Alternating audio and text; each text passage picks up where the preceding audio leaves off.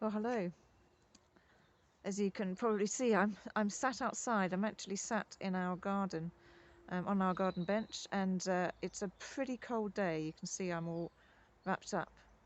And the reason I'm here is because I've been wanting to get this thought for the day recorded all day long, and I've sat at my study desk and I've thought on it, and nothing's come. And to be honest, it's been a difficult day. It's not been a good day health-wise, and I've been struggling with that and feeling down about that. And it's just kind of been one of those sort of blur kind of days, you know. I'm sure you've had those kind of days. Um, and time has ticked on, and it's gone 4 o'clock, and I've got a meeting at 5 o'clock. And I thought to myself, I just want to get this thought done, but nothing's coming. I don't know what to do. And I just felt God just nudged me a bit and just said, just come and sit outside with me for a while. And there was a bit of me that thought, really, it's freezing out there, but actually it doesn't feel that much colder out there than it does in my study, so maybe it's a good thing. But anyway, outside I came, and there was a bit of me that was thinking, oh, maybe I'm going to get outside, and suddenly this great thought's going to come into my mind. And actually that hasn't happened, but something else has happened instead. I've been sitting on the bench and noticing some of the sounds around me. I can hear some cars nearby and various other things. I've heard the church bell, but I've also heard lots and lots of bird song. I don't know whether you can hear any in the background. You might not quite be able to pick it up. But that's been such a blessing.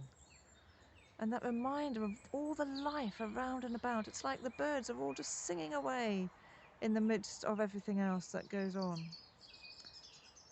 But there was a real treat in store for me as well, and that's partly what I want to share with you today, because as I was sitting here, I was aware of a particularly insistent tweet from a bird, which when I followed the sound, I found it at the very top of the tree, just on the other side of our fence in the churchyard. It's a tall tree, and the bird was right at the top, and I looked at it carefully and suddenly realised, oh my word, that's a bullfinch.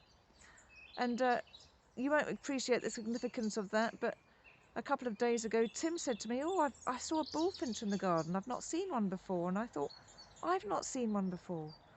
And here it was. And it's such a beautiful bird. And it was almost like it was God just saying, here it is. I've brought him back for you. Almost like the bird was saying to me, here's my song. Here's my song for you, as it tweeted away at the very top of the tree, and it sat there for a long time. Astounding beauty, but it felt like such a gift.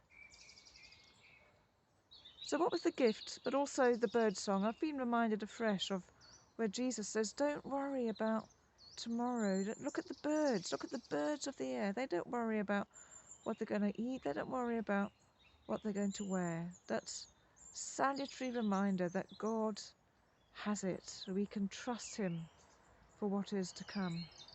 And of course, for me, that's particularly pertinent at the moment as I continue to go through this journey of not knowing when full recovery is going to come from being unwell, but trusting God has it.